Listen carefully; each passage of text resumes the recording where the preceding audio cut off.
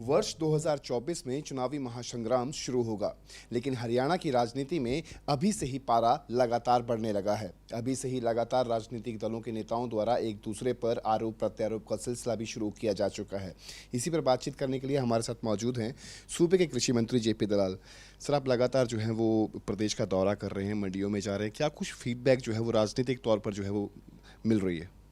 नहीं, मैं तो हमेशा किसानों के बीच में रहता हूँ, मंडियों में जाता हूँ, किसानों के खेत में जाता हूँ और जितना नीतियाँ बनाकर काम हमने किया है किसानों के लिए, उससे किसान संतुष्ट है और हमें आशीर्वाद देता रहता है। और आपने देखा भी होगा कि इस बार फसल ख़राब हुई तो तुरंत मुख्यमंत्री जी ने कहा कि स्पेशल गिरदावरी करके मई के महीने में इनको मुआवजा दें।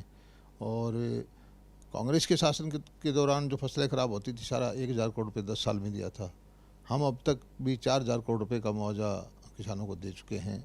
इस जो बंटना है वो अलग से है। और बीमा के द्वारा भी हम किसानों को 6,000 करोड़ रुपये दे चुके हैं।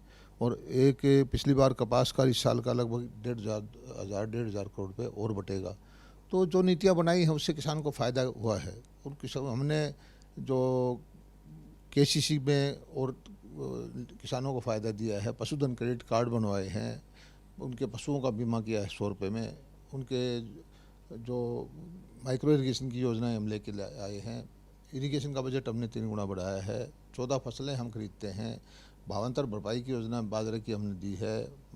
हमने सब्जियों और फसलों का इनका फलों का बीमा किया है।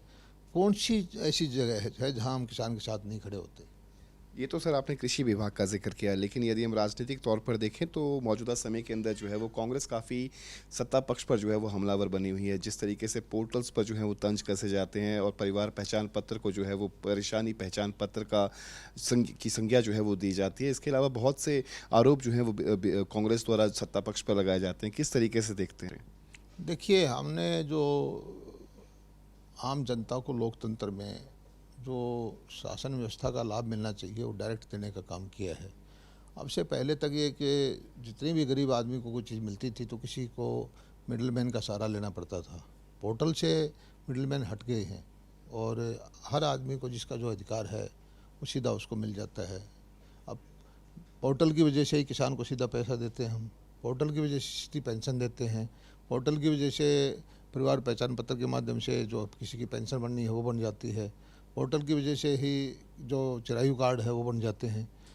इन चीज़ों के लिए लोग मारे मारे फिरते थे, तो इससे किसी को एतराज़ नहीं होना चाहिए। ये एक अच्छी व्यवस्था है। और जितनी डेमोक्रेसी हैं, डेवलप्ड कंट्री हैं, चाहे पश्चिम के देश हैं, यूरोप, अमेरिका, कनाडा, वहाँ लोगों को सरकारी दफ्तरों में घूमने की आदत ही नहीं है। घर बैठे जो है अपने नेट से उनकी चीज़ें जो उनका अधिकार है उनको मिल जाता है। वही व्यवस्था हमारे यहाँ करने की कोशिश कर रहे हैं। हो सकता है कि इस नई व्यवस्था बदलने में कहीं कोई थोड़ी बहुत एक आध आदमी को दिक्कत आई हो, लेकिन धीरे धीरे करके लोग सब इसको अपना रहे हैं।